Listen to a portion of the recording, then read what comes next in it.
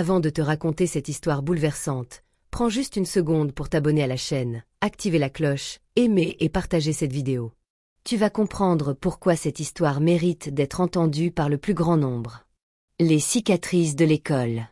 Il faisait un froid mordant ce matin-là, un de ces matins de novembre, où l'air pique les joues et vous rappelle que l'hiver approche. Dans les rues, grises d'un petit quartier, ouvrier de la banlieue nord de Lyon, les volets claquaient, les trottoirs luisaient d'humidité, et les pas pressés des écoliers résonnaient entre les murs. Maxence avançait lentement, son cartable trop lourd sur les épaules, les yeux baissés, le cœur serré. Il n'avait que 12 ans, mais il portait déjà sur lui le poids du doute, le fardeau invisible des enfants qui n'osent plus rêver. Maxence n'était pas bête. Il était curieux, sensible, toujours à poser des questions, à observer les gens, à dessiner dans les marges de ses cahiers, à construire des mondes dans sa tête. Mais pour certains professeurs, ça ne suffisait pas. Il fallait rentrer dans les cases. Obéir. Suivre le programme. Recracher. Et surtout, ne pas être différent. Et dans ce collège, il y avait une professeure. Madame Garnier. Enseignante de français. Une femme sèche, stricte, autoritaire, respectée, crainte, admirée parfois même. Toujours tirée à 4 épingles, avec ses tailleurs sombres, ses lunettes fines, ses ongles impeccables. Elle ne criait jamais, non. Elle méprisait en silence. Elle vous fixait avec ce regard de glace qui vous transperçait, et elle parlait, doucement, froidement, avec cette voix coupante comme une lame de rasoir. C'était un lundi. Maxence n'avait pas dormi de la nuit. Sa mère travaillait de nuit à l'hôpital, son petit frère avait fait une crise d'asthme, et dans la précipitation, il avait oublié son devoir. Une rédaction. 10 lignes à peine. Il aurait pu l'écrire au petit matin, à la hâte. Mais il ne l'avait pas fait. Par fatigue. Par découragement. Il entra dans la salle 203. La fameuse. Il y avait ce silence tendu, cette odeur de craie et de plastique usé, ce tableau vert qui semblait le regarder lui aussi. Il s'installa, au fond, priant pour passer inaperçu. Mais elle l'avait déjà repéré. Maxence. Ta rédaction. Il blêmit. Fouilla dans son sac. Hésita. Murmura. Je suis désolé, madame, je ne l'ai pas faite. Un silence brutal s'installa.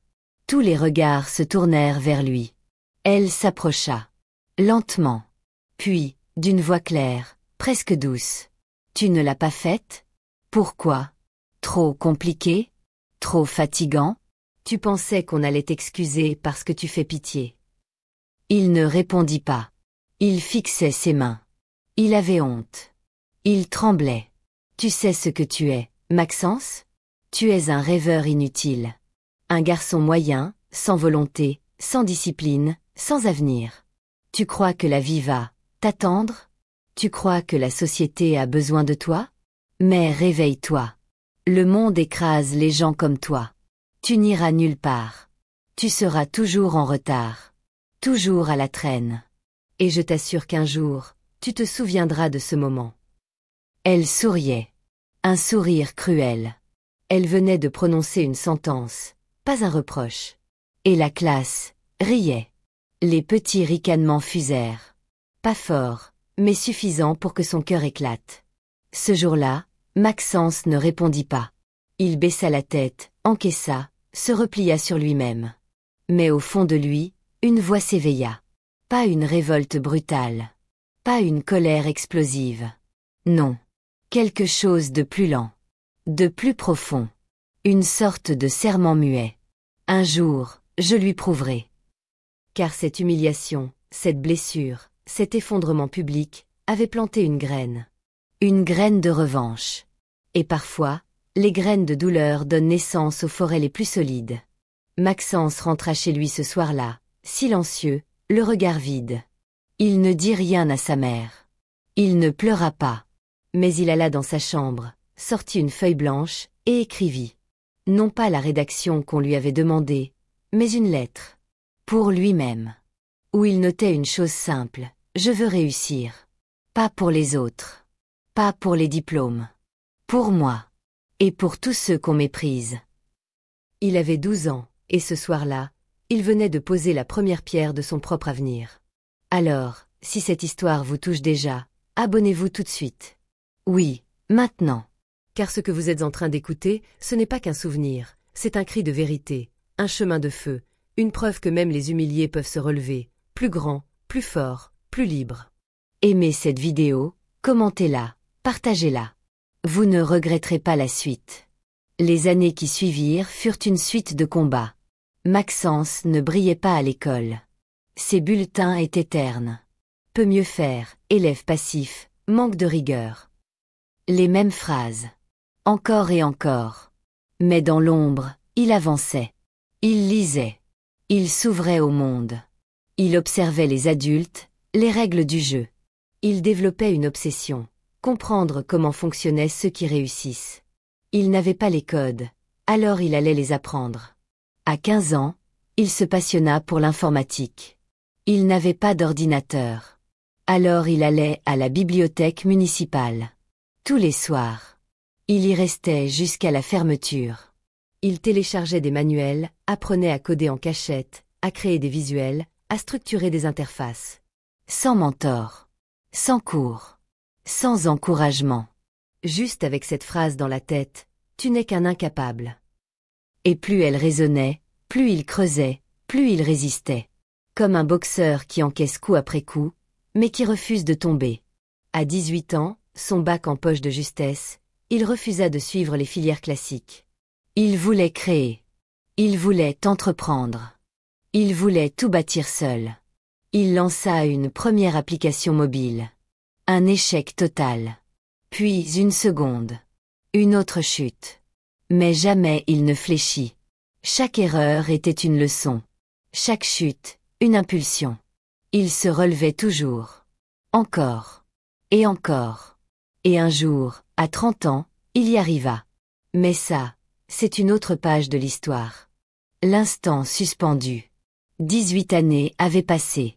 Maxence, désormais âgé de 30 ans, n'était plus ce garçon timide au regard fuyant, au cartable trop lourd, au cœur broyé par les humiliations scolaires. Non. Il était devenu un homme. Un homme debout, déterminé, stratège, parfois impitoyable dans les affaires, mais toujours juste. Il dirigeait sa propre entreprise, une société de design numérique et de communication visuelle, comptant plus de 100 collaborateurs, répartis entre Lyon, Marseille et Bruxelles. Une ascension lente, construite brique après brique, dans le silence, dans la solitude, dans la rage contenue. Et pourtant, malgré le succès, malgré les signatures prestigieuses, malgré les trophées d'innovation et les articles élogieux, une cicatrice demeurait. Discrète, mais vivace. Celle que l'on ne montre pas. Celle qui ne part jamais vraiment. Madame Garnier. Elle ne l'avait jamais quitté. Son visage. Ses mots. Ce regard glacial. Cette phrase terrible, plantée en lui comme un poison. Tu ne feras rien de ta vie.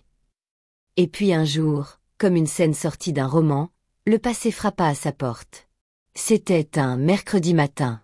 Maxence avait accepté de participer à une opération de mécénat auprès d'une association d'aide à la réinsertion professionnelle. Il devait recevoir plusieurs candidats en entretien, tous en situation précaire, pour des postes internes, à responsabilité réduite, mais décisifs pour les aider à se reconstruire. Il entra dans la salle vitrée du dernier étage.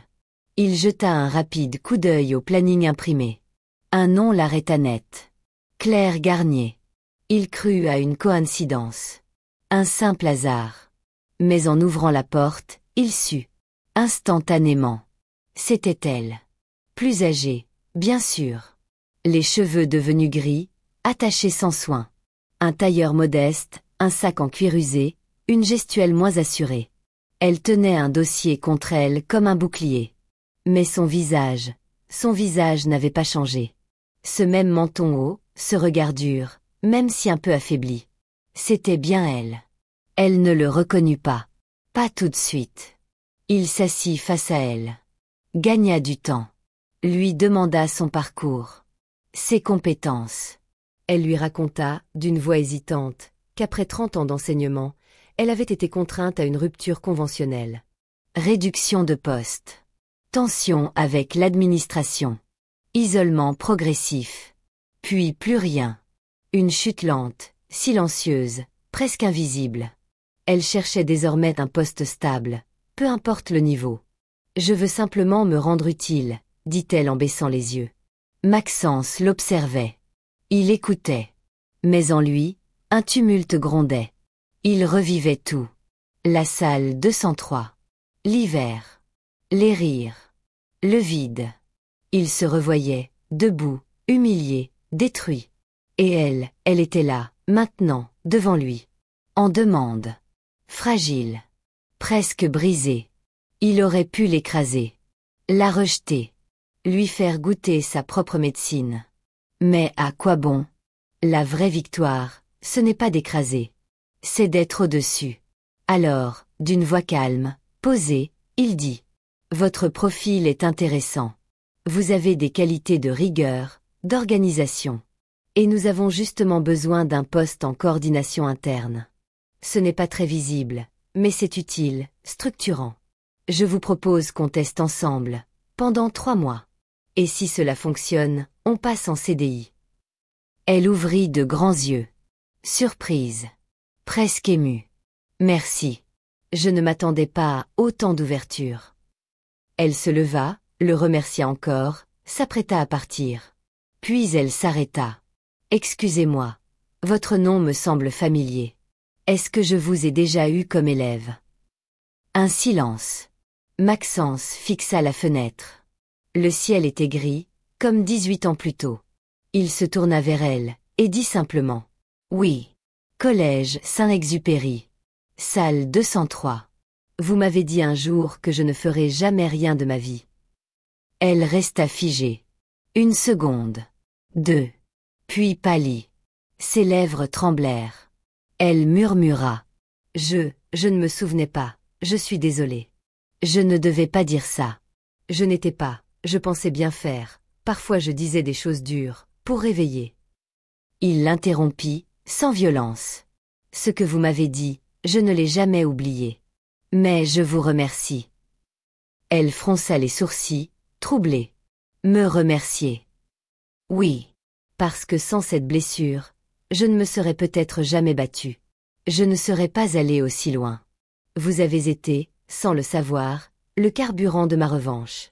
Ce que vous pensiez détruire m'a construit. Et aujourd'hui, c'est moi qui vous tends la main. Elle ne répondit pas. Ses yeux brillaient, imperceptiblement. Elle s'inclina légèrement, puis quitta la pièce. Silencieuse. Lente. Réduite. Humaine. Maxence resta seul un instant. Il ferma les yeux. Respira profondément. C'était fait. La boucle était bouclée. Et il comprit alors que le pardon, le vrai, n'est pas un oubli. C'est un choix. Une décision. Un acte de puissance. Il n'était plus un enfant blessé. Il était devenu un homme libre. Et toi, qui écoutes cette histoire jusqu'ici, comprends une chose. Les humiliations que tu subis aujourd'hui peuvent devenir les fondations de ta grandeur demain. Le mépris des autres peut être ton tremplin. Chaque douleur est une brique. Chaque chute, un levier. Ne les laisse pas te détruire. Transforme-les. Alors abonne-toi maintenant. Oui, maintenant. Parce qu'ici, sur cette chaîne, tu trouveras chaque semaine des histoires vraies, fortes, humaines, bouleversantes, qui te rappellent que la vie n'est pas figée, que le passé ne dicte pas ton futur, que toi aussi, tu peux prendre ta revanche, sans haine, avec calme, avec force, avec classe. Commente cette vidéo, partage-la, fais-la tourner. Peut-être que quelqu'un, quelque part, a besoin d'entendre ça aujourd'hui. Peut-être que toi, demain, tu seras celui ou celle qui tendra la main à ton propre bourreau. Car parfois, la plus grande élégance, c'est le pardon. Et la plus grande victoire, c'est de rester debout.